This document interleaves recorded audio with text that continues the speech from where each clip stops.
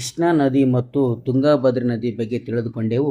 ಈ ಹಿಂದಿನ ತರಗತಿಯಲ್ಲಿ ನಾವು ಘಟಪ್ರಭಾ ನದಿ ಬಗ್ಗೆ ತಿಳಿದುಕೊಳ್ಳೋಣ. ಕೃಷ್ಣಾ ನದಿಯ ಉಪನದಿಯಾದಂಥ ಘಟಪ್ರಭಾ ನದಿ ಬಗ್ಗೆ ಹಿಂದಿನ ತರಗತಿಯಲ್ಲಿ ನಾವು ತಿಳ್ಕೊಳ್ಳೋಣ. ಘಟಪ್ರಭಾ ನದಿಯ ಉಗಮ. ಘಟಪ್ರಭಾ ನದಿಯು ಎಲ್ಲಿ ಉಗಮವಾಗುತ್ತಂದರೆ ಮಹಾರಾಷ್ಟ್ರದ ಸಿಂಧುದುರ್ಗ ಜಿಲ್ಲೆಯ ಪಶ್ಚಿಮ ಘಟ್ಟಗಳಲ್ಲಿ ಸಮುದ್ರ ಮಟ್ಟದಿಂದ 884 ಮೀಟರ್ ಎತ್ತರದಲ್ಲಿ ಉಗಮವಾಗುತ್ತದೆ. ಅಂದರೆ ಘಟಪ್ರಭಾ ನದಿಯು ಮಹಾರಾಷ್ಟ್ರ ಸಿಂಧುದುರ್ಗ ಜಿಲ್ಲೆಯಲ್ಲಿ ಪಶ್ಚಿಮ ಘಟ್ಟಗಳಲ್ಲಿ ಈ ಘಟಪ್ರಭಾ ನದಿಯು ಉಗಮವಾಗುತ್ತದೆ. ಹಾಗಾದರೆ ಘಟಪ್ರಭಾ ನದಿಯು ಎಷ್ಟು ಉದ್ದ ಇದೆ ಅಂದರೆ ಕೃಷ್ಣಾ ನದಿಯನ್ನು ಸೇರುವ ಮುನ್ನ ಇದು 283 ಕಿಲೋಮೀಟರ್ ದೂರ ಹರಿಯುತ್ತದೆ. ಅದು ಪೂರ್ವಕ್ಕೆ ಹರಿಯುವ ನದಿಯಾಗಿದೆ. ಹಾಗಾದರೆ ಘಟಪ್ರಭಾ ನದಿಯು ಎಲ್ಲಿ ಸಂಗಮವಾಗುತ್ತಂದರೆ ಬಾಗಲಕೋಟೆ ಜಿಲ್ಲೆಯ ಕೂಡಲ ಸಂಗಮದ ಬಳಿಯ ಚಿಕ್ಕ ಸಂಗಮ ಎಂಬಲ್ಲಿ ಕೃಷ್ಣಾ ನದಿಯೊಂದಿಗೆ ಸಂಗಮವಾಗುತ್ತದೆ. ಹಾಗಾದರೆ ಘಟಪ್ರಭಾ ನದಿ ಎರಡು ಉಪನದಿಗಳು ಯಾವುದಂದರೆ ಒಂದು ಮಾರ್ಕಂಡೇಯ ನದಿ, ಇನ್ನೊಂದು ಹಿರಣ್ಯಕೇಶಿ ನದಿ. ಹಾಗಾದರೆ ಮಾರ್ಕಂಡೇಯ ನದಿಗೆ ನಿರ್ಮಿಸಲ್ಪಟ್ಟಂಥ ಜಲಪಾತವು ಯಾವುದೆಂದರೆ ಗೊಡಚಿನ ಮಲ್ಲಕ್ಕಿ ಜಲಪಾತವು. ಈ ಗೊಡಚಿನ ಮಲ್ಲಕ್ಕಿ ಜಲಪಾತವು ಭಾರತದ ಕರ್ನಾಟಕದ ಗೋಕಾಕ್ ತಾಲೂಕಿನ ಬೆಳಗಾವಿ ಜಿಲ್ಲೆಯ ಮಾರ್ಕಂಡೇಯ ನದಿಯಲ್ಲಿರುವ ಒಂದು ಜಲಪಾತವಾಗಿದೆ. ಇದು ಗೋಕಾಕ್ನಿಂದ 15 ಕಿಲೋಮೀಟರ್ ದೂರದಲ್ಲಿದೆ ಮತ್ತು ಬೆಳಗಾವಿಯಿಂದ 40 ಕಿಲೋಮೀಟರ್ ದೂರದಲ್ಲಿರುವ ಒಂದು ಆಳವಾದಂಥ ಒಂದು ಜಲಪಾತ. ಇದು ಯಾವುದಂದರೆ ಗೊಡಚಿನ ಮಲ್ಲಕ್ಕಿ ಜಲಪಾತವು ಆಗಿರುತ್ತದೆ. ಹಾಗಾದರೆ ಘಟಪ್ರಭಾ ನದಿಯ ಎರಡನೇ ಉಪನದಿಯಾದಂಥ ಯಾವುದಂದರೆ ಹಿರಣ್ಯಕೇಶಿ ನದಿ. ಈ ಹಿರಣ್ಯಕೇಶಿ ನದಿ ಎಲ್ಲಿ ಉಗಮವಾಗುತ್ತಂದರೆ ಹಿರಣ್ಯಕೇಶಿ ನದಿಯು ಘಟಪ್ರಭಾ ನದಿಯ ಎಡದಂಡೆಯ ಉಪನದಿಯಾಗಿದೆ. ಇದು ಮಹಾರಾಷ್ಟ್ರದ ಸಿಂಧುದುರ್ಗ ಜಿಲ್ಲೆಯ ಪಶ್ಚಿಮ ಘಟ್ಟಗಳಲ್ಲಿ ಇದು ಕೂಡ ಹುಟ್ಟುತ್ತದೆ. ಹಾಗಾದರೆ ಘಟಪ್ರಭಾ ನದಿಗೆ ನಿರ್ಮಿಸಲ್ಪಟ್ಟಂಥ ಜಲಾಶಯ ಯಾವುದೆಂದರೆ ಡ್ಯಾಮ್, ಅಂದರೆ ಅದು ಹಿಡಕಲ್ ಡ್ಯಾಮ್ ಆಗಿರ್ತದೆ.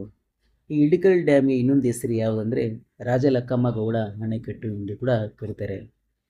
ಇದು ಎಲ್ಲಿದೆ ಅಂತಂದರೆ ಘಟಪ್ರಭಾ ಸ್ಥಳ ಹುಕ್ಕೇರಿ ತಾಲೂಕು ಬೆಳಗಾವಿ ಜಿಲ್ಲೆಯಲ್ಲಿ ಈ ಹಿಡಕಲ್ ಡ್ಯಾಮನ್ನು ನಿರ್ಮಿಸಲಾಗಿದೆ.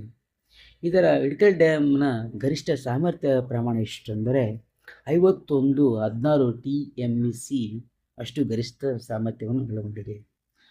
ಆದರೆ ಹಿಡಕಲ್ ಡ್ಯಾಮ್ನ ಉದ್ದೇಶವೇನೆಂದರೆ ಇದು ರೈತರಿಗೆ ನೀರಾವರಿ ಸೌಲಭ್ಯ ಮತ್ತು ವಿದ್ಯುತ್ ಉತ್ಪಾದನೆಗೆ ಅತ್ಯಂತ ಪ್ರಮುಖವಾದಂಥ ಜಲಾಶಯವಾಗಿರ್ತದೆ.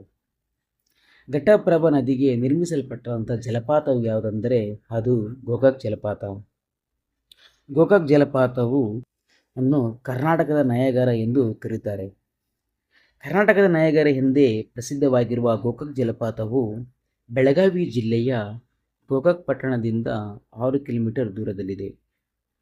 ಈ ಜಲಪಾತವು ವಿದ್ಯುತ್ ಉತ್ಪಾದನೆಗೆ ಕೇಂದ್ರಕ್ಕೆ ಅತ್ಯಂತ ಸಹಾಯಕವಾಗಿದೆ. 1887ರಲ್ಲಿ ಏಷ್ಯಾದಲ್ಲಿ ಮೊದಲ ಬಾರಿಗೆ ಜಲವಿದ್ಯುತ್ತನ್ನು ಇಲ್ಲಿ ಉತ್ಪಾದಿಸಲಾಯಿತು. ಅಂದರೆ ಏಷ್ಯಾದಲ್ಲಿ ಮೊದಲ ಬಾರಿಗೆ ಜಲವಿದ್ಯುತ್ತನ್ನು ಗೋಕಾಕ್ ಜಲಪಾತದಲ್ಲಿ ನಿರ್ಮಿಸಲಾಯಿತು. ಅದು ಎಷ್ಟರಲ್ಲಿ ಅಂದರೆ 1887ರಲ್ಲಿ ನಿರ್ಮಿಸಲಾಯಿತು. ಹಾಗಾದರೆ ಈ ಘಟಪ್ರಭಾ ನದಿಯ ದಂಡೆಯಲ್ಲಿ ಯಾವ್ಯಾವ ದೇವಾಲಯಗಳು ಅಂತಂದರೆ ನದಿಯ ದಡದಲ್ಲಿ ಚಾಲುಕ್ಯರ ಕಾಲದಲ್ಲಿ ಶ್ರೀ ಮಂಗಳೇಶ್ವರ ದೇವಾಲಯ ಮತ್ತು ದುರ್ಗಾದೇವಿ ದೇವಾಲಯ ಮತ್ತು ಷಣ್ಮುಖ ದೇವಾಲಯಗಳನ್ನು ನಿರ್ಮಿಸಲಾಯಿತು. ಹಾಗಾದರೆ ಈ ಗೋಕಾಕ್ ಜಲಪಾತವನ್ನು ವೀಕ್ಷಣೆ ಮಾಡಲು ಒಂದು ತೂಗು ಸೇತುವೆಯನ್ನು ನಿರ್ಮಾಣ ಮಾಡಲಾಯಿತು. ಅದು ನದಿಯ ಅಡ್ಡಲಾಗಿ 1887ರಲ್ಲಿ ನಿರ್ಮಿಸಲಾದ 200 ಮೀಟರ್ ಉದ್ದದ ತೂಗು ಸೇತುವೆಯಾಗಿದೆ.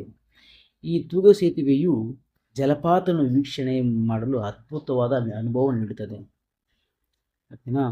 ಹಾಗಾದರೆ ಗೋಕಾಕ್ ಜಲಪಾತವು ಕೊನ್ನೂರು ಬೆಳಗಾವಿಯಲ್ಲಿ ಸ್ಥಾಪನೆಯಾಗಿದೆ. ಇದು ಅತ್ಯಂತ ದೊಡ್ಡ ಜಲಪಾತವಾಗಿದೆ. ಒಟ್ಟು ಉದ್ದ 200 ಮೀಟರ್ 171 ಫೀಟಷ್ಟು ಜಲಪಾತವು ಧುಮುಕುತ್ತದೆ. ನೀರು ಎಷ್ಟು ಇದೆ. ಅದು ಯಾವ ನದಿ ಅಂದರೆ ಅದು ಘಟಪ್ರಭಾ ನದಿಗೆ ನಿರ್ಮಿಸಲ್ಪಟ್ಟಂಥ ಜಲಪಾತವು ಆಗಿರುತ್ತದೆ. ಇದು ಗೋಕಾಕ್ ಜಲಾಶಯ. ಅದು ಗೋಕಾಕ್ ಜಲಪಾತ ರಾತ್ರಿ ಈ ಥರ ಕಾಣುತ್ತೆ, ಹಗಲೊತ್ತು ಈ ಥರ ಕಾಣುತ್ತೆ. ಎಷ್ಟು ಸುಂದರ. ಆದರೆ ಈ ತರಗತಿ ನಿಮಗೆ ಇಷ್ಟವಾದರೆ ಸಬ್ಸ್ಕ್ರೈಬ್ ಮಾಡಿ. Thank you so much.